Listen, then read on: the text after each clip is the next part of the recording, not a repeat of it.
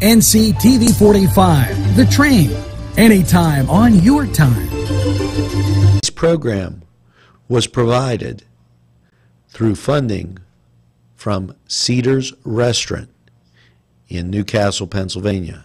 A special thanks to Cedars, featuring Middle Eastern, Italian, and American cuisine. If you're craving hot dogs and more, and you're in the area, then look no farther than Coney Island, downtown Newcastle on Kennedy Square.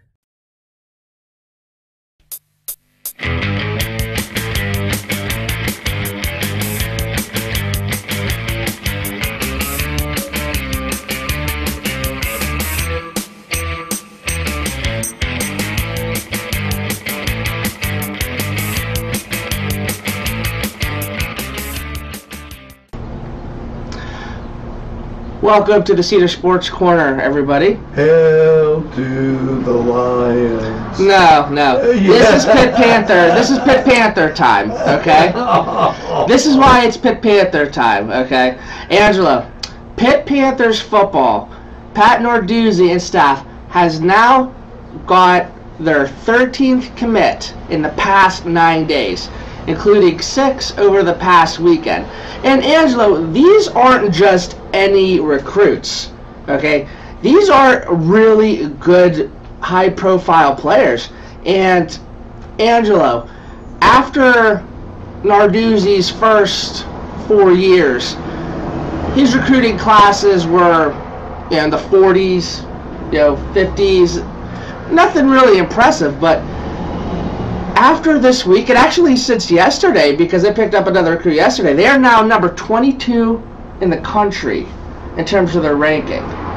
Okay. Now, yes, I know it means little in terms of on-field success, but it's definitely a big indicator in terms of how people are viewing the program. And obviously to get wins, you have to have good players. And Angelo, should I be excited? Should Pitt Panther Nation be excited? Or is this just something, is this as good as it's going to get for the Pitt Panther football team? It's a passing fancy. Okay. You don't have any ability to put it together. I think, here, let me put it this way to you. First of all, a major reason for the little upswing may be the fact that they're in the ACC. And finally, they've been in the ACC since 7 years ago. So do you think now, after 7 years, like that ACC advantage is finally kicking in? Well, it takes a while. When a team joins another conference, it takes a while for that to blend up, okay? And I'm not going to come down too hard on Pitt because I still want them to beat Penn State.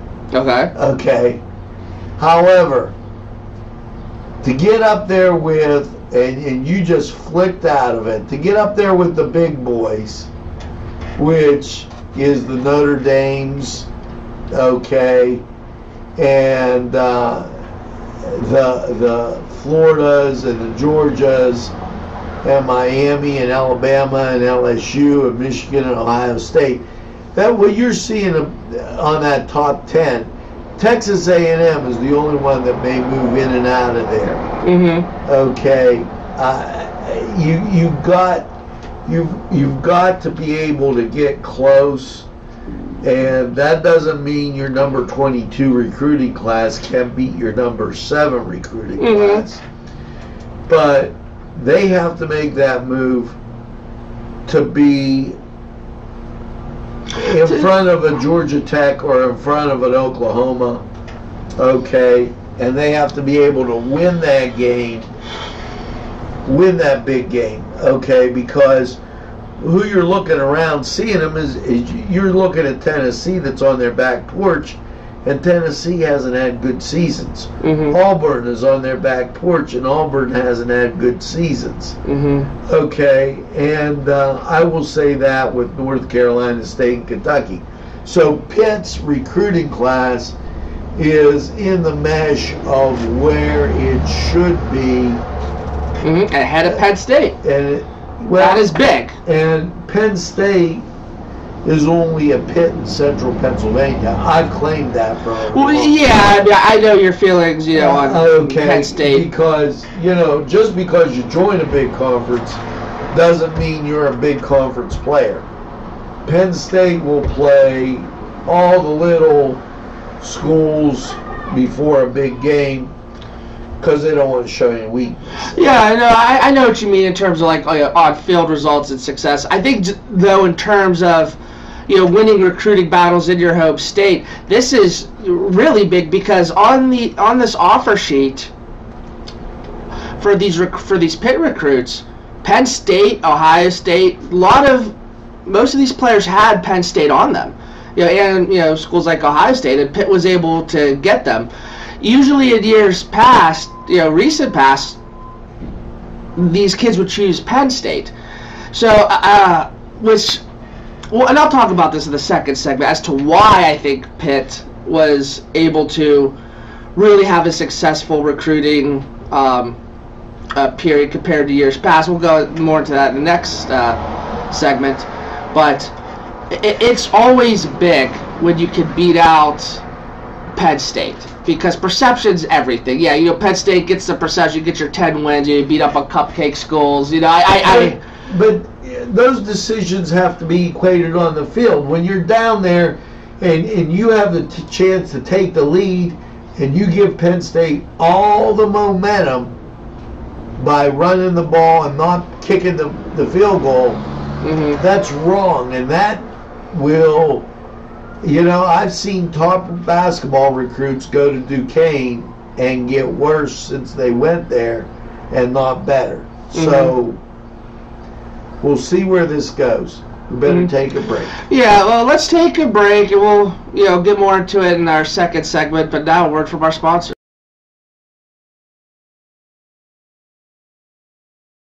This program furnished by the MAD Unit, Mobile Auto Detailing. See Michael Sad at themadunit.com. Holy snowman, it's the Turf Bar, home of great sandwiches, appetizers, tacos, you name it, they have it at the Turf Bar. It's just the right food. You'll enjoy those special drinks. They're there too. And get that nice cold beverage, relax, enjoy the Turf Bar. If you ain't there, you should be. Hello, friends. Pinella Brothers, 1701 Hamilton Street, provided funding for this program. Great food and drink, Pinella Brothers. Welcome back to the Cedar Sports Corner, everybody. And I just want to go a little bit more into some of these Pitt recruits. And because, obviously I am excited. And, I feel like I don't get much chance to be excited as a Pitt fan. So let me have this, Angela. Let me have this, okay? So, in our previous shows, I would rant about why Pitt was struggling to get a lot of hometown players to stay. Now they got the #1 prospect in Pittsburgh and if I'm correct, #3 overall player in PA to stay home in Deion Hayes. Now, Rivals has him as a 3-star, but most other recruiting websites has him as a 4-star. But I just use Rivals because I like the clean navigation. So let's take a look at some of these schools. Yeah, let's see. I'm already getting bugged by people trying to get on my case. The schools. Okay. Temple, Syracuse, and Rutgers. That's just the beginning. Look at these schools, though. He got offers from Penn State, Ohio State, Nebraska, Michigan State. Okay, Maryland. now wait. Those are good schools. Now wait. Nebraska, they haven't won a game since the Civil War, and not for anything. Under their verbal commitment, it has none. Okay, so he got an offer, though. Ohio State offered them. I go by offers more than stars. That's my opinion.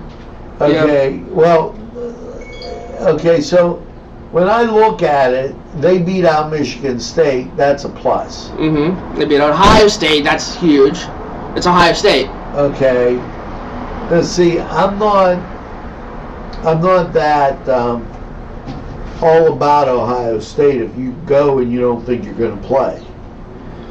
Okay. Now, here's the thing. As you scroll up, Kemosabe, you're looking at Ball State, Bowling Green. You know, I'm looking that they beat Illinois. That's probably a good thing. Scroll down. In Illinois, Indiana, okay, Maryland. Those are teams they're supposed to beat. Michigan State's a big plus. Mississippi State, I can't see anybody want to go down there unless you're from Mississippi. Navy's a different. That's different. Yeah. Navy's different, and you know. I still think Ohio State. Those are good schools to beat out. So I don't see him being okay. I still think it's big when you got a 4-star recruit and you can keep him home and keep him from being plucked away from a school like Penn State or Ohio State. And I get everything you're saying, but let's take a look at some of these other players. Now, Pitt's been getting a lot of recruits from Florida. And that's big because Florida, there's a lot of speed in Florida. And that's where they've built a recruiting pipeline down there. And if you want to compete with the big boys, you need speed, and that's what Pitt's getting. So let's look at their two 4-star recruits, Javante Royal and Aiden Henningham. Oh, geez, I hope I'm pronouncing these dudes' names right. But let's take a look. Here, see what offers this guy has. Now, see, this is why I go more by offers than stars. So this guy has more stars than Dayon Hayes. He's a 4-star, but his position rank overall was 54 and his state rank was 46. Now let's look at the offers. Now he did get offers from Auburn, Florida, Kentucky and Louisville. Big. No, but they're all in Pitt's class. You know, who is Pitt beating out? I mean, I think it's just big and... Well, Auburn and Florida are bigger programs than Pitt. I just think it's big when you could beat out... No, I don't think so. I don't think so. Why not? Because, well, Florida hasn't come up with a winning team since we... You're looking at it from a recent success on field standpoint. I'm looking at it from a program and prestige standpoint. You have to look at it from recent success, because are the in and out every day, every year type of thing, and I don't see that in and out. We talked about that tier situation before, and when I look at Kentucky, Pitt can beat Kentucky, Pitt can beat Louisville, Pitt can beat Minnesota, and even North Carolina State and Nebraska. Now Pitt's going to struggle with Ohio State, so that's a quality pick over in Ohio State. Okay, but a USCF or Western Kentucky. Well, UCF has obviously some big recent success.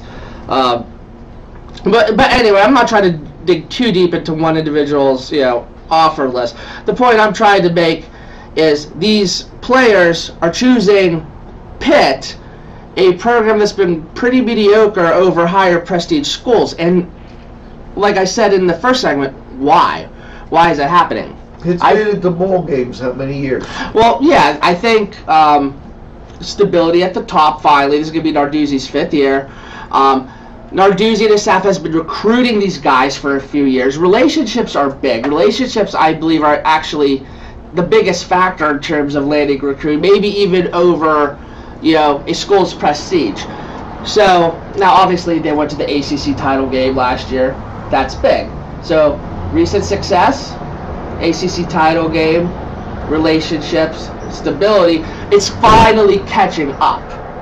You know what I mean? I think it's catching up. And no, I'm not saying Pitt's going to finish in the top 15, the top 10. Look, if Pitt could get 8 to 10 wins per year, compete for the ACC Coastal Championship, I'm fine, man.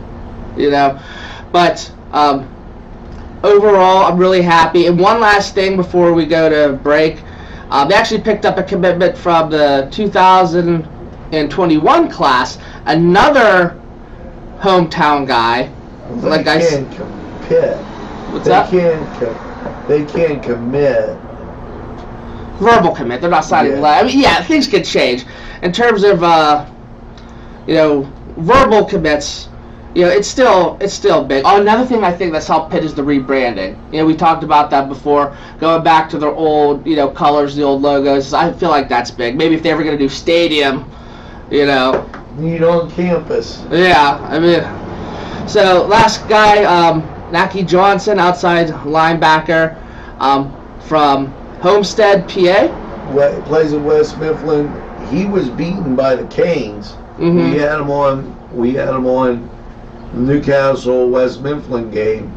He was beaten by the Canes, and then West Mifflin ended up coming in second in WPL. Okay, so you're familiar with him. So Okay, so he. So it's how they develop down the line. Mm-hmm. And he's had off. So he chose Pitt to stay home, and that's what Pat Narduzzi's been finally trying to get these guys to stay home. He had offers from Michigan. I feel like it's a big one, obviously. Michigan, Mississippi State, Penn State, Virginia Tech, West Virginia. Michigan, Penn State, probably the two biggest offers there. No. You don't think? No, I would say Michigan and Syracuse. Penn State, you're giving them more credit than I think they deserve. I don't know, maybe I am, but I think we need to take a break. We'll go into our third and final segment. And now a word from our sponsors. Today's programming is brought to you by NCTV45 and NC Radio 450, Newcastle's community television station. This program furnished by Sporting Goods, 23 East Washington Street, Newcastle. Call 724-658-2535. These fine businesses provided funding for this program. Gatherings, Town and Country, and On Target. And welcome back to the Cedar Sports Corner, everybody. All right, Angelo, so you let me have my Pitt Panther fix. 2 out of 3. I know, you let me have it. First of all, do you cheer for Rain or the Pirates more? Well, it depends. If I'm at a game and the Pirates are 20 games under 500 and I'm muggy and miserable and I just got dragged there because I promised a friend like 9 months ago I'd go to a game with them, then I'm kind of cheering for the Rain. But I mean, a walk-off walk? Mm-hmm. Come on. Now, I am all for giving the mulch to the Milwaukee Brewers, who seem to interfere every time with the Pirates having any kind of a season, and they're interfering with everybody else. On the other hand, will the Pirates ever decide that they need a little bit of pitching? Even somebody that could throw under him. Dude, I mean, we talked about this before. I feel the Pirates know what they need. The Pirates are very aware of their perception of, being cheap or financially stable or flexible. Will they pull the trigger, make something happen? If they do, I don't think it'll be anything worthwhile. The 36-41 now. You get the feel that this is just a bleh season. Management doesn't really care. And they're going in to play the Braves. I hate the Braves. Yeah, you've got the Braves and the Brewers and the Reds ahead of everything. And yeah. I mean, it's whatever, I guess. But, I again, Oh, God. Yeah, look, it all started in April with that, 13-game losing streak. Well, they lost them 1, 2, 3, 4, 5, 6, 7, 8-game losing streak. Oh, man. And then they had, another 8-game losing streak. Yeah. So, I mean, man, if you can eliminate those 2 little dips and just even split half, then... You're above 500. Yeah. I mean, look, at the end of the day, they're only 5 games below 500. I believe in trying to win and competing for pride. I still feel like getting over 500 would still be a big success for the season. You know, it's not obviously all you want, but you still want to maintain a level of consistency and winning seasons, especially when you've only had 3 in the past, 26 years or whatever. Yeah. So again, you can get your hopes up over the Pirates. I'll root for them from a distance, but 3rd game of the season, Notre Dame takes on Georgia. we talked about this before. I'm going to stick with Notre Dame. You know, that's a big thing down in Georgia. Now, also, Duquesne Dukes bumping it up, taking on Youngstown State. Dukes walk away with a win at Youngstown State. Mm-hmm. They create some thunder. Mm-hmm. Well, you know, I always had a little bit of love in my heart for the Penguins. You know, like I said, I got my associate's degree there a while ago before I got my bachelor's, and it just, I kind of wish YSU would have won that game. I wish YSU could be better than what they are in basketball. Yeah, I know this is a football game. This is a football game at the Ice Castle, where they're going to be. I think the Dukes are going to be challenging. Well, no, I think the Dukes will be challenging too. This is actually a step up for Duquesne because FCS subdivision is higher up than Duquesne's, but Duquesne can still compete with them. Yeah. And Duquesne, keep in mind that the Dukes went up to South Dakota, and South Dakota won it all. Mm-hmm. So didn't Duquesne play West Virginia, or they're going to play West Virginia or something? Yeah, like that? they're gonna be taking a trip to Morgantown. It'll be interesting to see if Pitt gets on the Duquesne bandwagon. Is that this year Duquesne's playing West Virginia? I think it comes in next year, but I'm not. That's sure. big for the Duquesne program. And I'll tell you what, I hope Duquesne's ready because playing down in Morgantown, it's a nightmare. We've been there. In the tradition, they always come up. Let's go, Mountaineers. Let's go burn some couches. Act crazy. Act disrespectful. I remember they always come to Heightsfield and trash the place. Just act like complete animals. Not to. Well. Hate on them, but I hate them. I give them they're loud. I'm not going to be rude to them. Oh, I won't be rude to them, although I'll say they're rude, and I hate their fan base. Yeah. I do. Hate them.